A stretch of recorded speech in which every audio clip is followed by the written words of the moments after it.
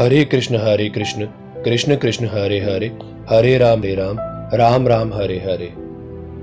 न रूपम अस्य इह तथा उपलभ्यते, न अंतः न च आदिः न च संप्रतिष्ठा।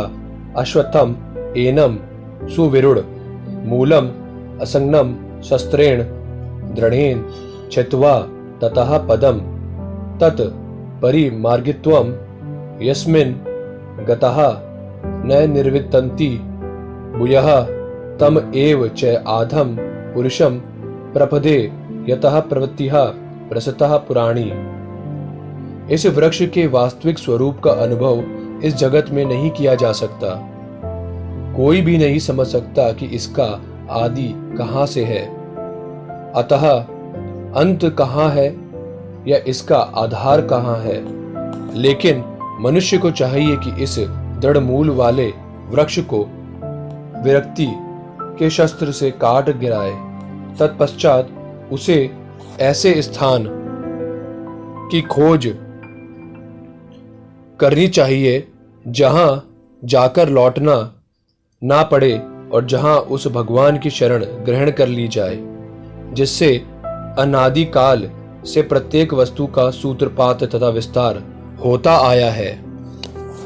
तात्पर्य, अब यह स्पष्ट कह दिया गया है कि इस अस्वस्थ वृक्ष के वास्तविक स्वरूप को इस भौतिक जगत में नहीं समझा जा सकता, क्योंकि इसकी जड़ें ऊपर की ओर हैं। अतः वास्तविक वृक्ष का विस्तार विरुद्ध दिशा में होता है। जब वृक्ष के भौतिक विस्तार में कोई फंस जाता है तो उसे ना तो यह पता चल पाता है कि यह कितनी दूरी तक फैला है और ना वह इस वृक्ष के शुभारंभ को ही देख पाता है। फिर भी मनुष्य को कारण की खोज करनी ही होती है। मैं अमुक पिता का पुत्र हूं जो अमुक का पुत्र है आदि इस प्रकार अनुसंधान करने से मनुष्य को ब्रह्मा प्राप्त होते हैं, जिन्हें गर्भोदकशाही विष्णु ने उत्पन्न किया है। इस प्रकार अंततः भगवान तक पहुंचा जा सकता है।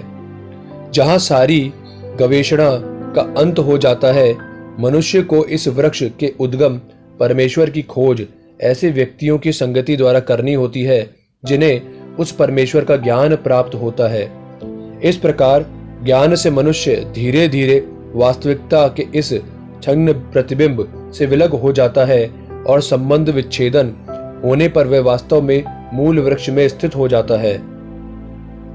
इस प्रसंग में असंग शब्द अत्यंत महत्वपूर्ण है, क्योंकि विषय भोग की आसक्ति तथा भौतिक प्रकृति पर प्रभुता अत्यंत प्रबल होती है। अतएव प्रामाणिक शास्त्रों पर आधारित आत्मज्ञान की विवेचना द्वारा विरक्ति सीखनी चाहिए और ज्ञानी पुरुषों से श्रवण करना चाहिए। भक्तों की संगति में रहकर ऐसी विवेचना से भगवान की प्राप्ति होती है। तब सर्वप्रथम जो करणीय है वह है भगवान की शरण ग्रहण करना। यहाँ पर उस स्थान पद का वर्णन किया गया है जहां जाकर मनुष्य इस छद्म प्रतिबिंबित वृक्ष में कभी वापस नहीं लौटता।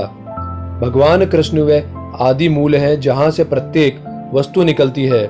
उस भगवान का अनुग्रह प्राप्त करने के लिए केवल उनकी शरण ग्रहण करनी चाहिए, जो श्रवण कीर्तन आदि द्वारा भक्ति करने के फल स्वरूप प्राप्त होती है। वे ही भौतिक जगत के विस्तार के कारण है। इसकी व्याख्या पहले ही स्वयं भगवान ने की है। अहम सर्वस्य प्रभवः, मैं प्रत्येक वस्तु का उद्गम हूं। अतएव इस भौतिक जीवन रूपी प्रबल अश्वत्थ के वृक्ष के बंधन से छूटने के लिए कृष्ण की शरण ग्रहण की जानी चाहिए। कृष्ण की शरण ग्रहण करते ही मनुष्य स्वतः इस भौतिक विस्तार से विलग हो जाता है। हरे कृष्ण कृष्ण कृष्ण हरे हरे, हरे राम राम राम हरे हरे।